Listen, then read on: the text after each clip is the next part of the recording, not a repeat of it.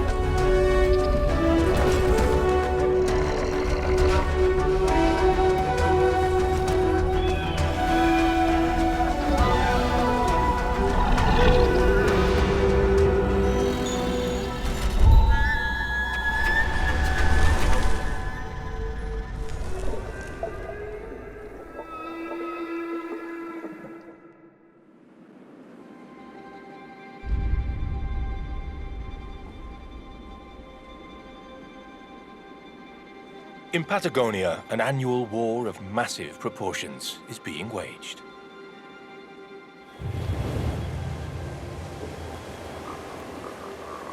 It's spring in the southern hemisphere, and one of the most extraordinary events in all nature is in full swing.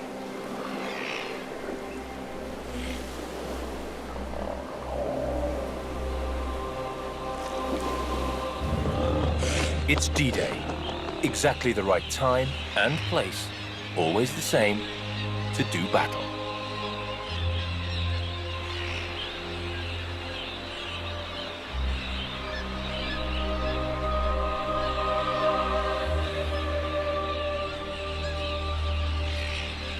Here in this fascinating region, an imperceptible alarm call summons thousands, even millions of wild animals. From sea and land, all will answer the call.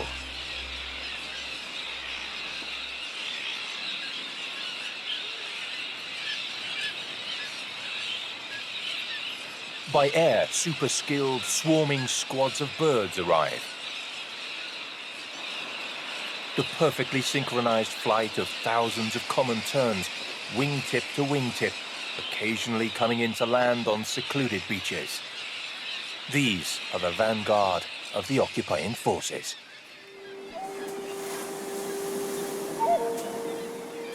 But the disembarkation has only just begun.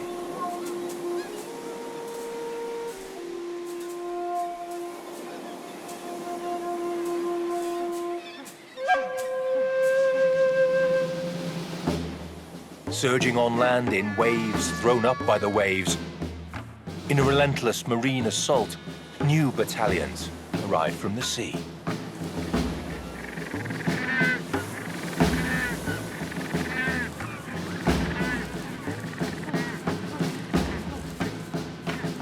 The amphibious forces have reached the beaches.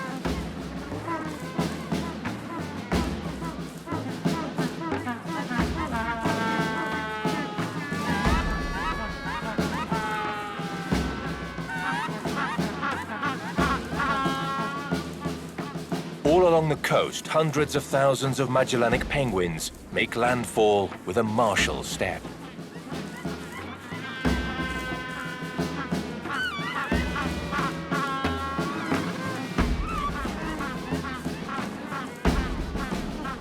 The company of penguins advances on the march and gradually occupies every inch of the beachhead.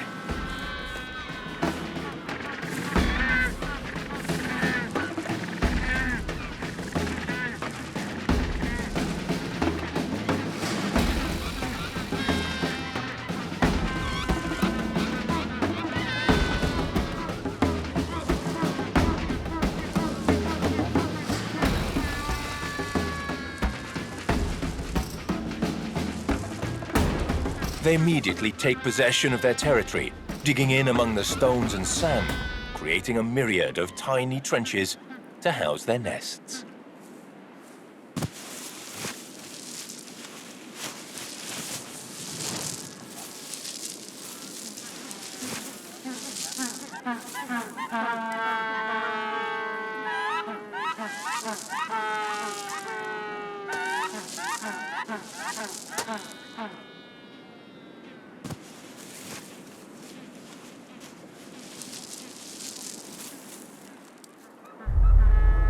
Some couples are in a hurry to begin their mating rituals.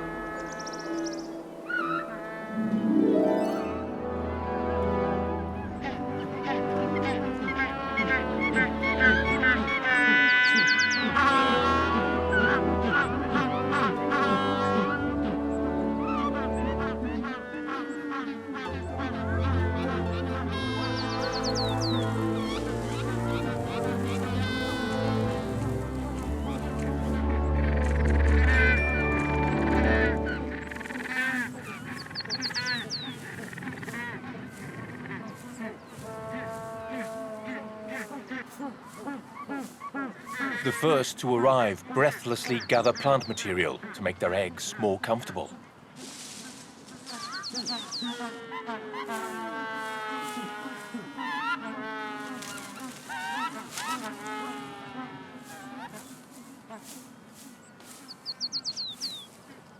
Even collecting stinging nettles.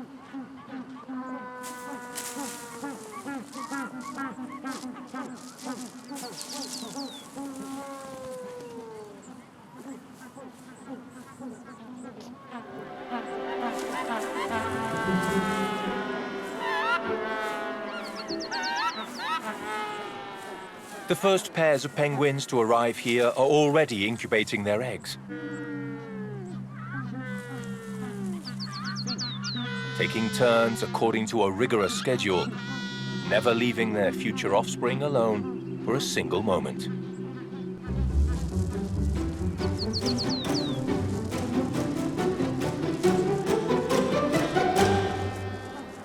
The air is filled with noisy greetings and shouts of warning.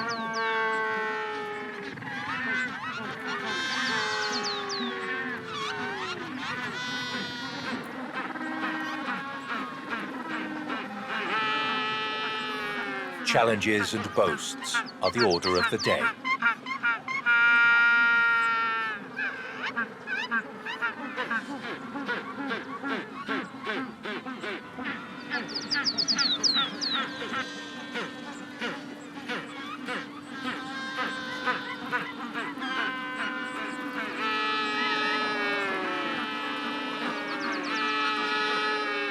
The tension in the environment is almost palpable. Every little hollow is a hard-earned home. And the best, those near the beach, are keenly disputed. Confrontation, both verbal and physical, is common. Duelists face up to each other in intense saber contests. The penguin's short beak is as tough and sharp as a knife.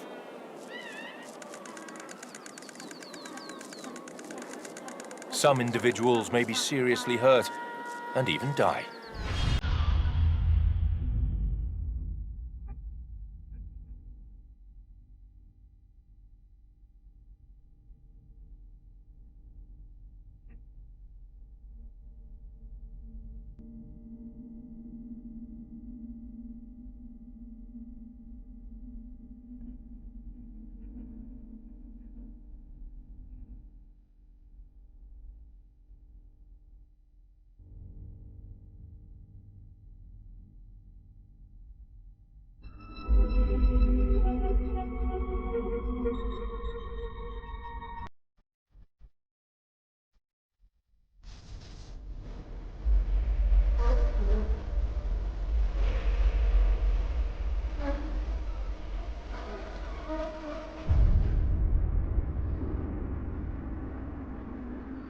While the Magellanic penguins establish their territory in the breakers, sea monsters have arrived from the depths.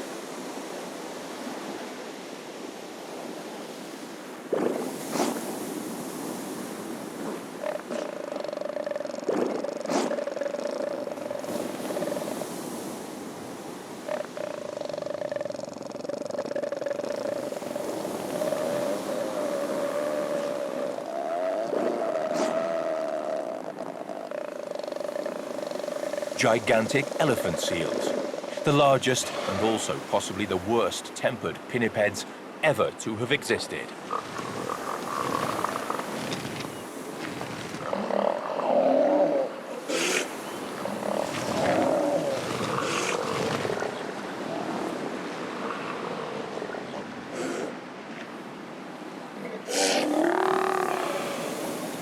Each male weighing up to 3 tons is landlord of a small part of the beach, and by extension, any female that finds herself there.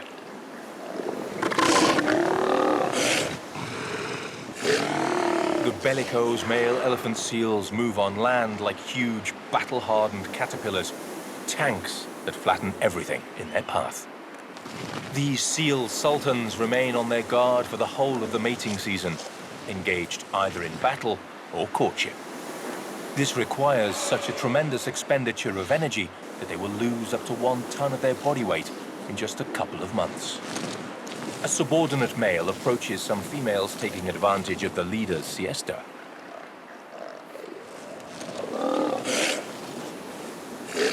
But the alpha does not take his eye off his harem and soon faces up to his rival. There's no question who's in charge here.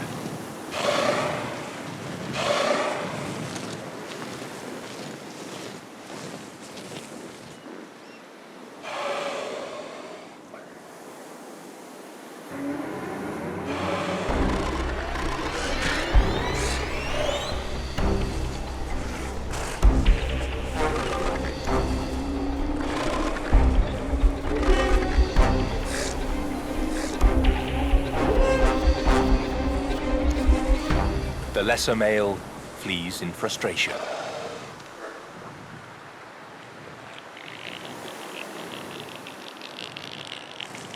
But these massive beach boys defend their harems with all their strength, for very good reason.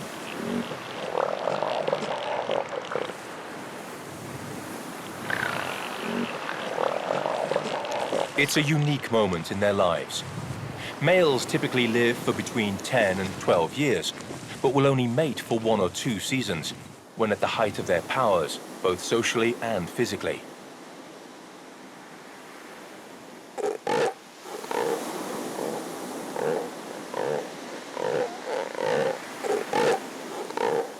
Alpha males, lords of their territory and their females, will not rest for 2 months. Patrolling their portion of the beach night and day to be able to respond to any female in heat and never miss an opportunity to mate. Before any rival can copulate with one of his females, this male prevents her from getting too far away. After a certain amount of flirtation, a more intimate and affectionate relationship will be engendered. The giant male caresses his prospective partner until she gives in to his desires.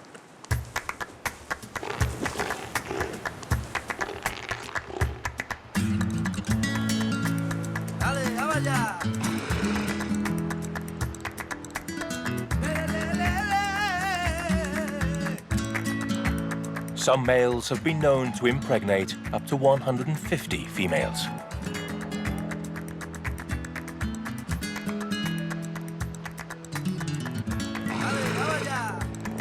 The remaining males, the vast majority, can only look on in envy, given that they will never mate.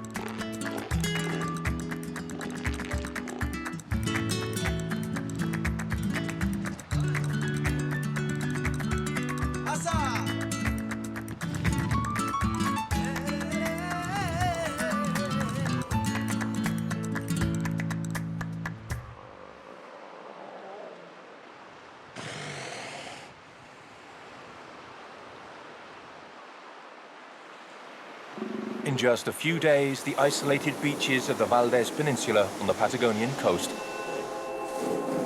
have become a heaving mass, the scene of a large amphibious landing. And now it's time for an aggressive fighting force to make an appearance.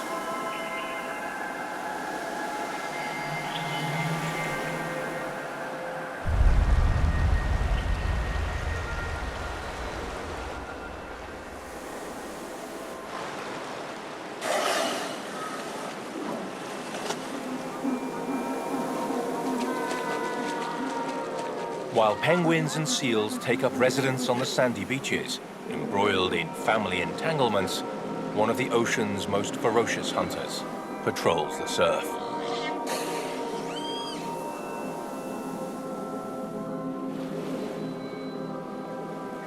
Hidden until the last moment, an underwater unit of awesome power waits its turn.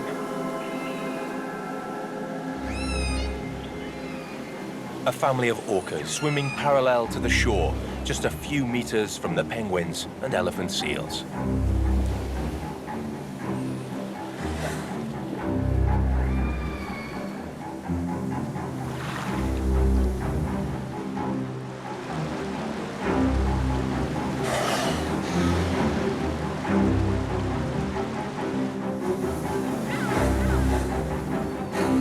The Valdez Peninsula orcas sow terror wherever they go. The enemy all aquatic creatures fear.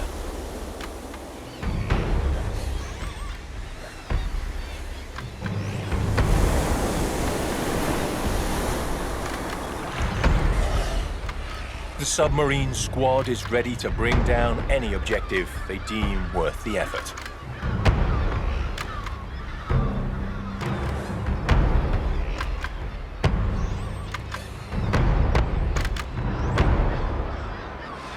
The killer whales that patrol these shores have learned to exploit all resources offered by the Valdez Peninsula.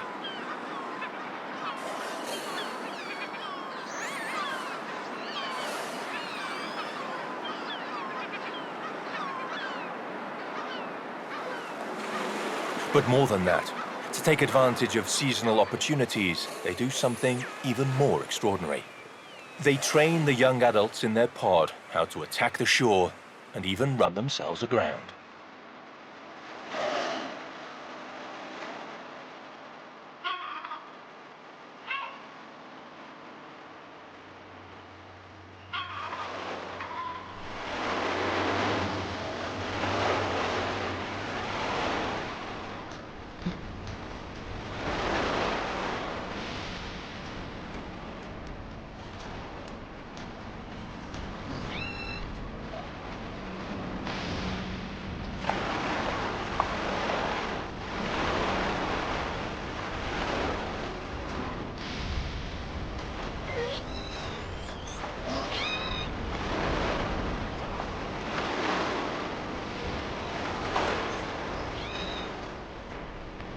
It's a tactic that's not without risk.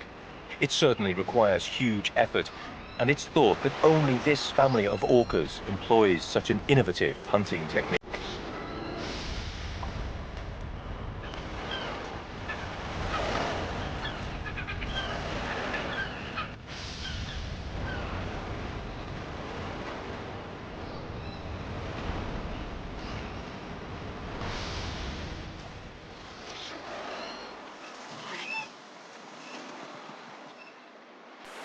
From the relative safety of dry land, a group of guanacos observes how the killer whales launch their coastal assault.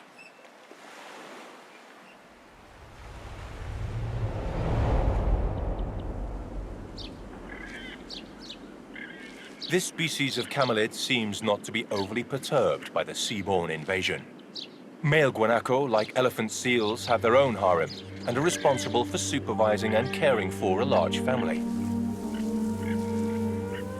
In fact, they're on duty 24 hours a day. It's the most delicate time of year for the male's clan. Females have begun to give birth to their calves all at the same time. And for their first few days, the chulengos, the baby guanaco, are very vulnerable.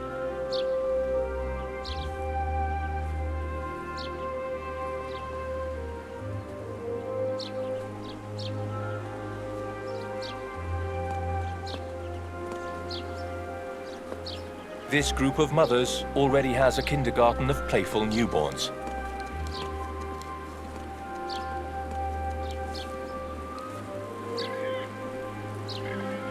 Soon, they will have another playmate.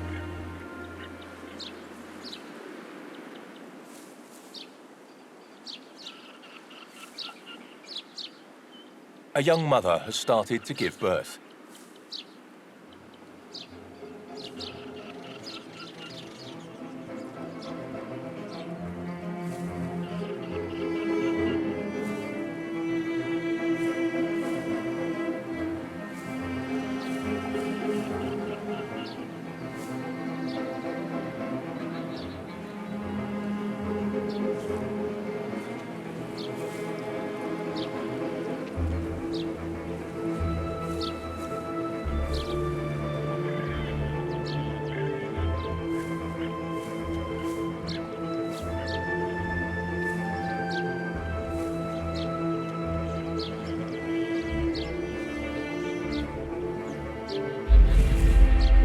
half an hour, the chulengo is lying on the ground, utterly still and defenseless.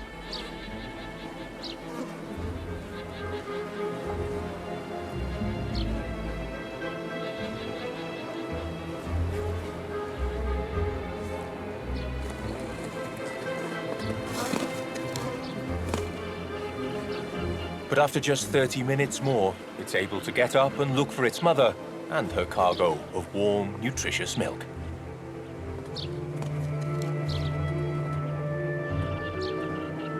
And in just a little while longer, the newborn guanaco will be able to run and follow the group should danger arise.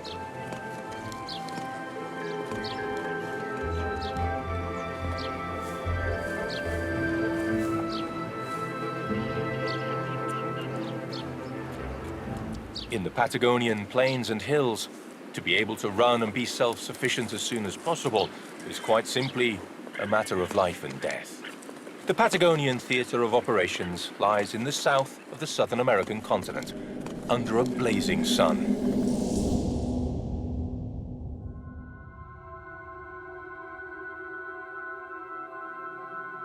Covering an area as extensive as France and Germany together, Patagonia is a strange, unknown, and unyielding territory governed by its own laws. It's home to some of the most extraordinary fauna on the planet, adapted both to isolation and the cold, dry climate, similar to that of the Gobi and Arizona deserts.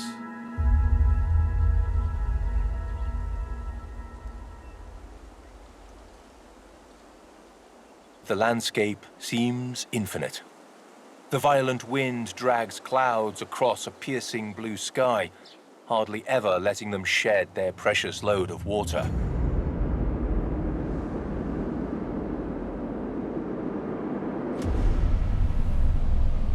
The wind blasts every blade and every bush and cuts down their dreams of growing tall and proud like a knife.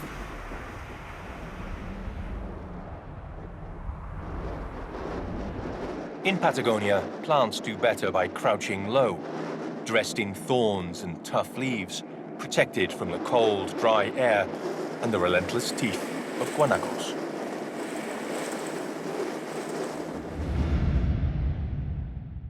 The thorny scrubland is a perfect refuge for many steppe birds, which take shelter from wind and predators among gnarled branches.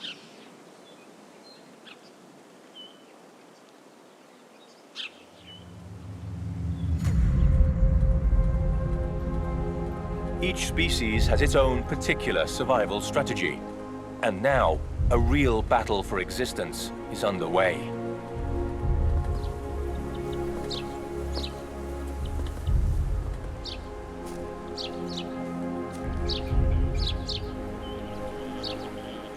A few hundred meters from the beaches, everything seems unaffected by the great oceanic invasion.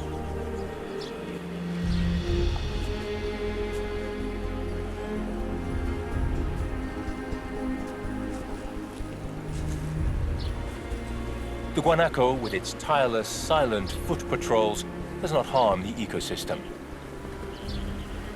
Guanacos, like all camels, are experts at surviving harsh semi-desert conditions.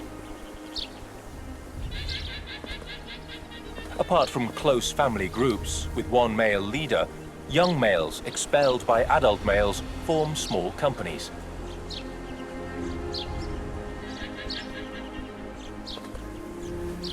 From when they're very young, they chase and engage in mock conflict to establish their place in the hierarchy.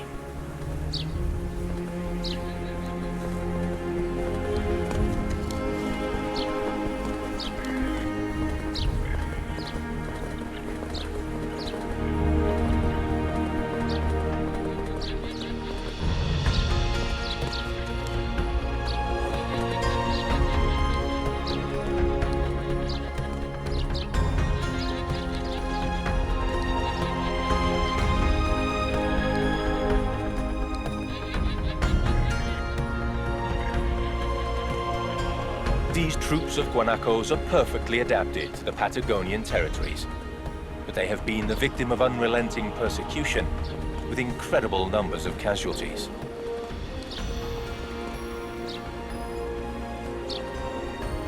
A little over 2 centuries ago, the guanaco population exceeded 20 million individuals. Now, that number barely reaches 800,000. It would seem that they are losing the battle of survival.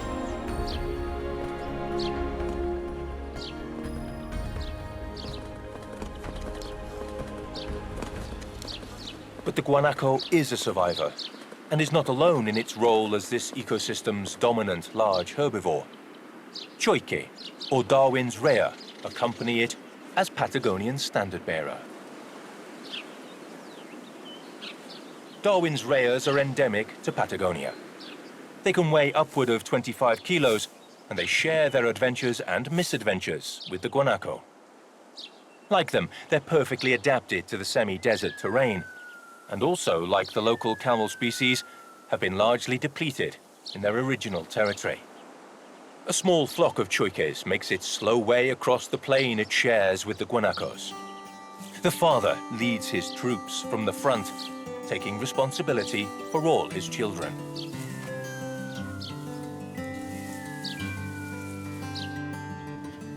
"40 days ago, this male began incubating eggs laid by several females he had mated with. Now he protects and teaches his 30 youngsters how to survive."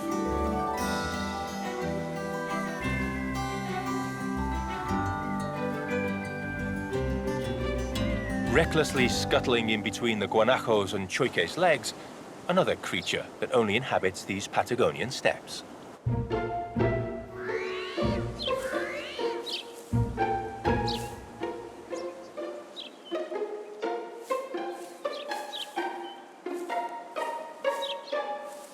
The big, hairy armadillo, and that is its real name. An all-terrain armored vehicle that mines the territory where it lives.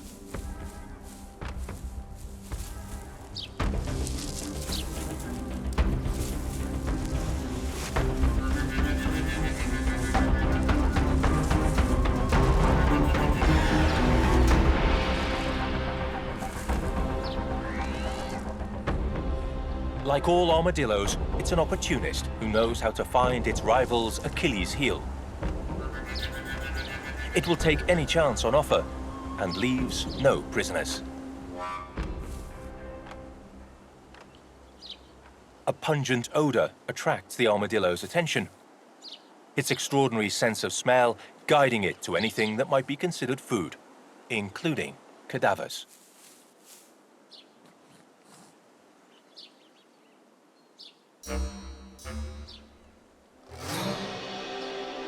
On this occasion, it fills its stomach with the remains of a guanaco. It engages enthusiastically in its role as battlefield corpse disposal unit.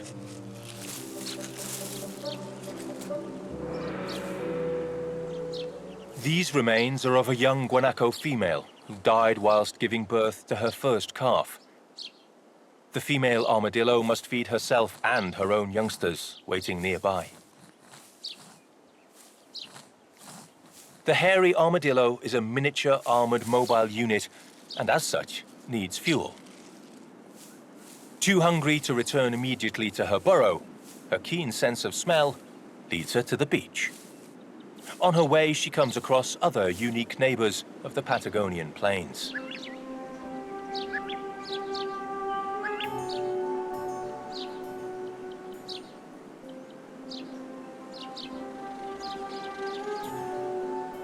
Elegant crested or martinetta tinamu never take off their battle fatigues.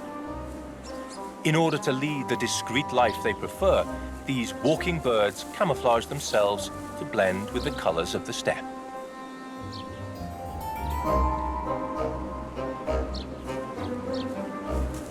They watch the comings and goings of the marine invaders unconcerned and go about their daily routines unnoticed.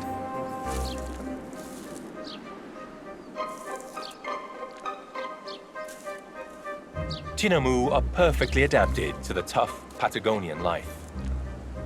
Here they find all the seeds and small fruits they need to survive.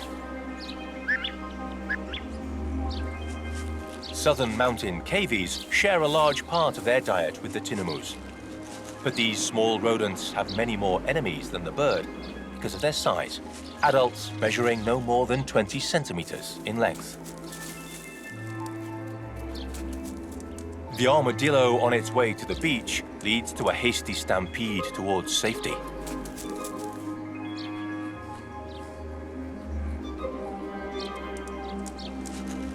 But soon the cavies re-emerge from their burrow.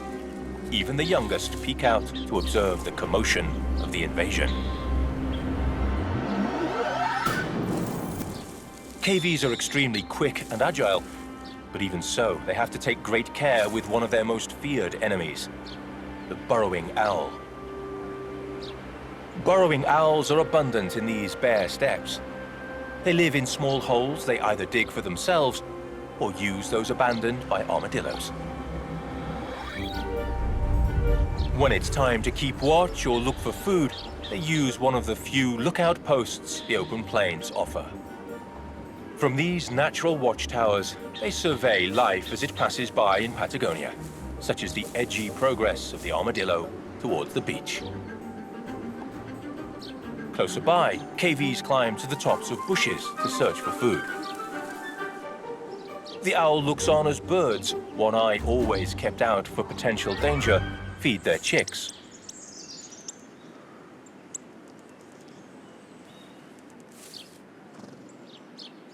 Most of these animals are part of the burrowing owl's diet, but right now, they're too alert to bother trying to hunt them. However, a large grasshopper makes an excellent snack.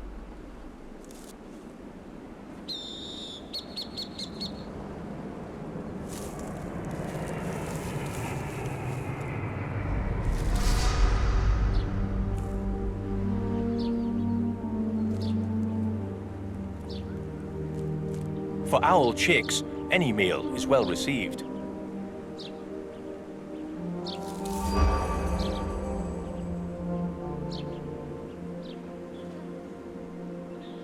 Both owl fledglings are growing fast and will soon emerge from their dark home in search of their own food. Spring is a time of confrontation for the burrowing owls as for the rest of the region's inhabitants, on Patagonia's eastern edge, where semi-desert steppes and the giant Atlantic Ocean meet.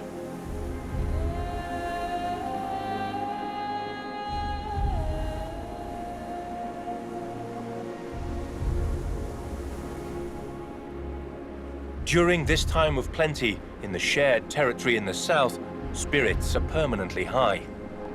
New reinforcements constantly arrive, ready to stake a claim and fight for their small parcel of territory.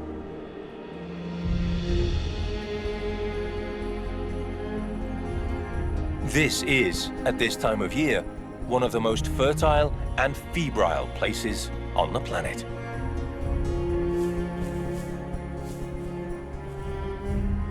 Yet despite the feverish activity of the invading forces, Patagonia also has secluded ports and bays where the largest fleets can find respite.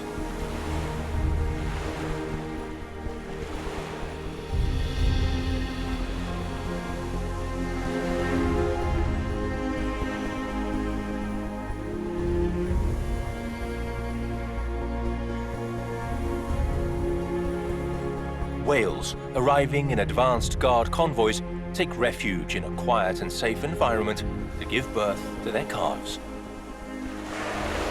They remain here for several months, growing stronger, before beginning their long journey to the freezing Antarctic waters.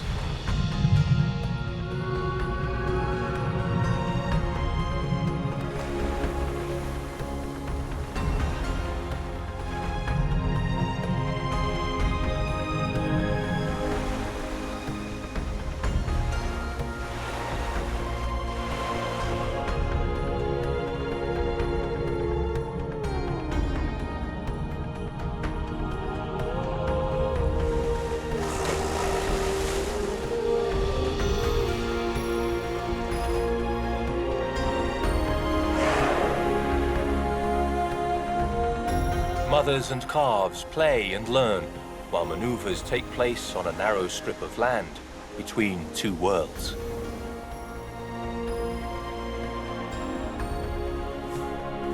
The big hairy armadillo has arrived on the shore, hoping to make the most of the penguin camp.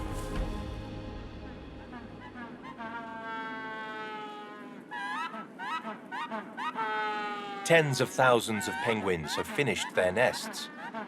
Some couples take turns incubating, greeting each other with full-throated calls.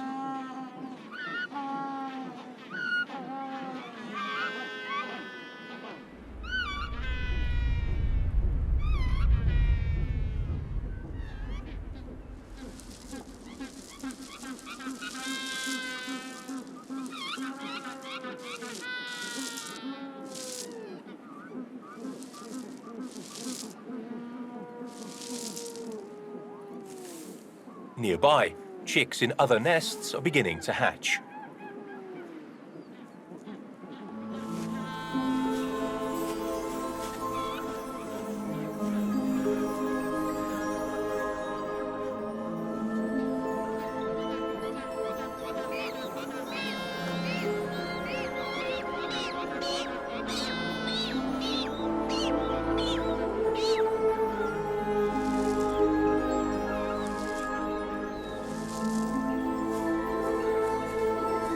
The most advanced parents arrive from the sea with cargoes of food. They patiently provide their offspring with mushy, half-digested fish, which helps their chicks grow quickly.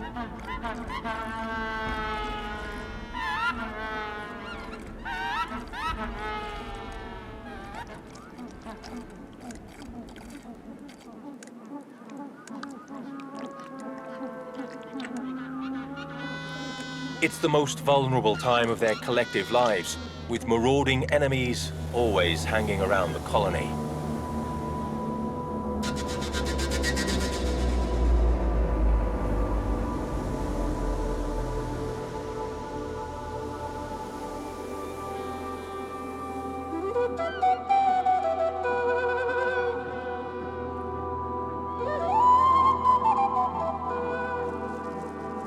It only takes an instant, a badly executed change of guard, or a momentary distraction to lose everything they've fought so hard for.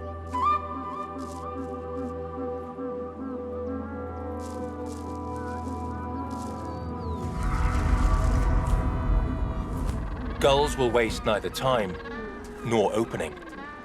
Sniper-like, they hone in on their victims.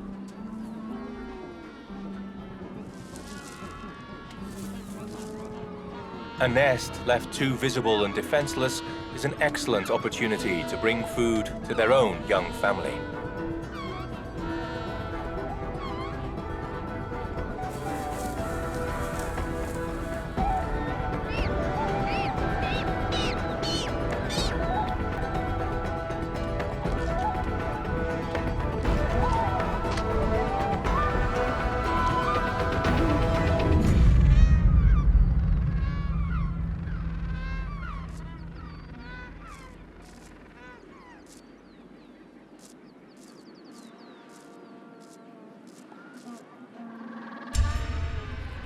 The armadillo does not waste her chance either.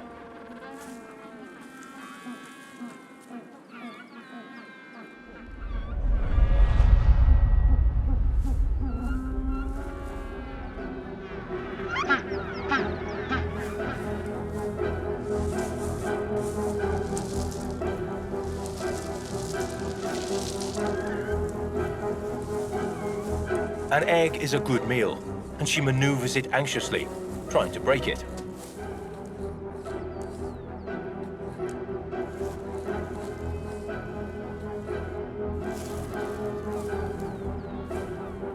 The head plate of her shell serves to crush it against the bush and finally crack it.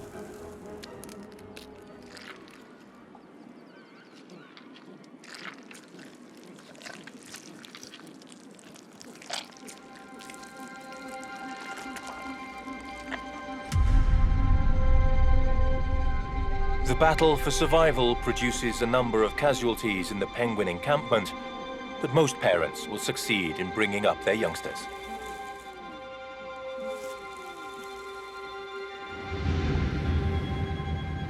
Meanwhile, The next staggered waves of invaders are about to reach land.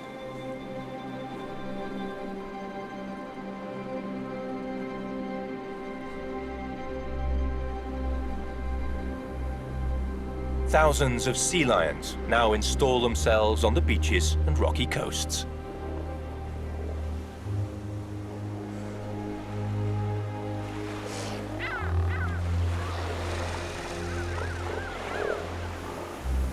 Each army that arrives on the coast has its own strategies and its own needs.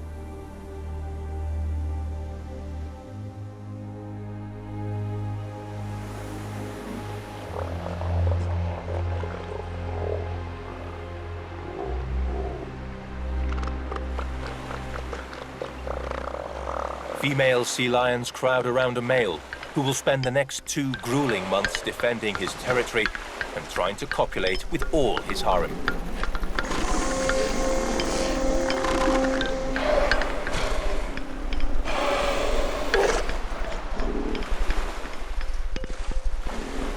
Hordes of sea lions throng the beaches with their incessant activity.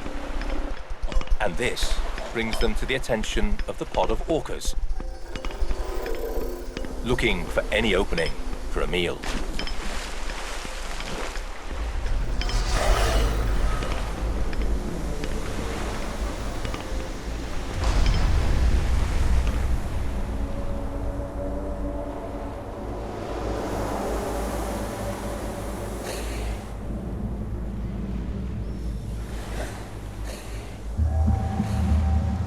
These orcas live in family groups that take advantage of the arrival of the invaders in intervals throughout the year to vary their diet.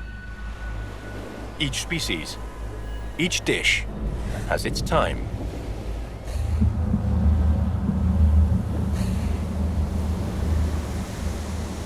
A sighting of orca fins spreads panic through the amassed sea lions.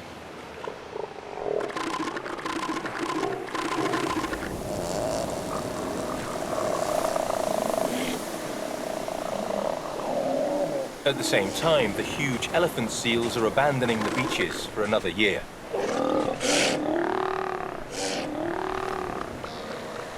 Some females are still feeding their pups nutritious breast milk. The relationship between elephant seal mothers and their young is brief but intense. Breastfeeding lasts for between 20 and 30 days. Their milk is so rich that in that short time, the pup will gain close to 70 kilos, about 3.5 kilos a day.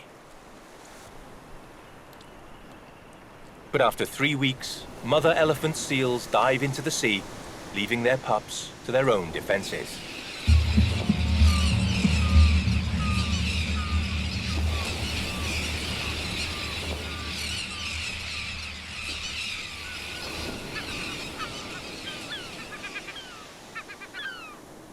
The cubs will stay on the beach for about 2 more months, resting, sleeping, and playing at soldiers.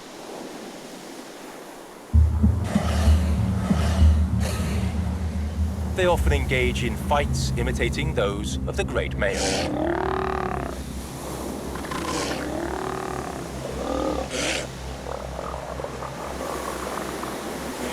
All around the elephant seal colonies, the orcas keep watch.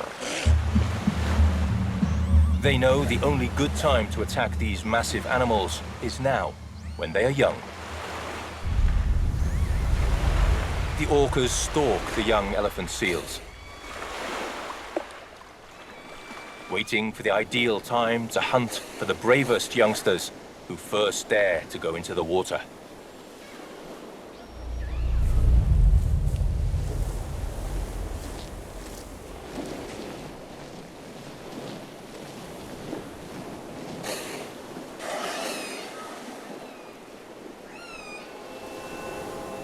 If they get far enough away, the orcas will not give them another chance.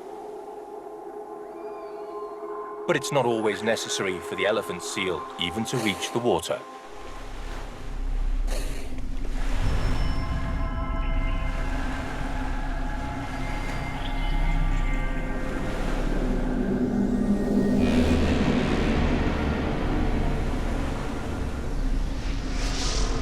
Valdez Peninsula orcas know how to hunt on land, in surprise attacks as they propel themselves out of the water.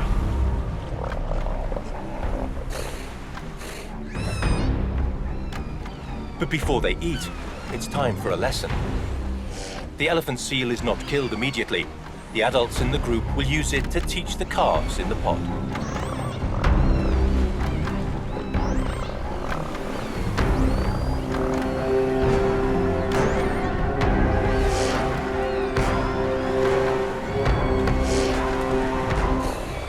It may seem cruel, but the orcas train their offspring to catch and manipulate the elephant seal cub.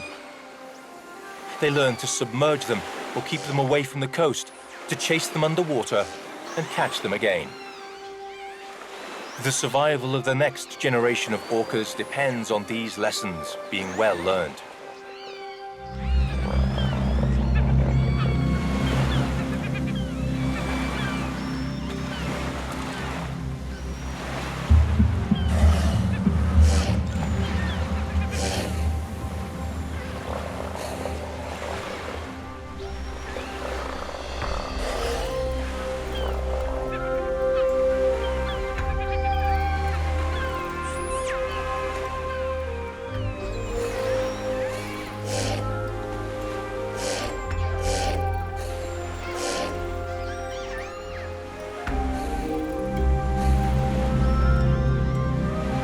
The elephant seals have suffered casualties, but although they may have lost this battle, the war for survival goes on undinted.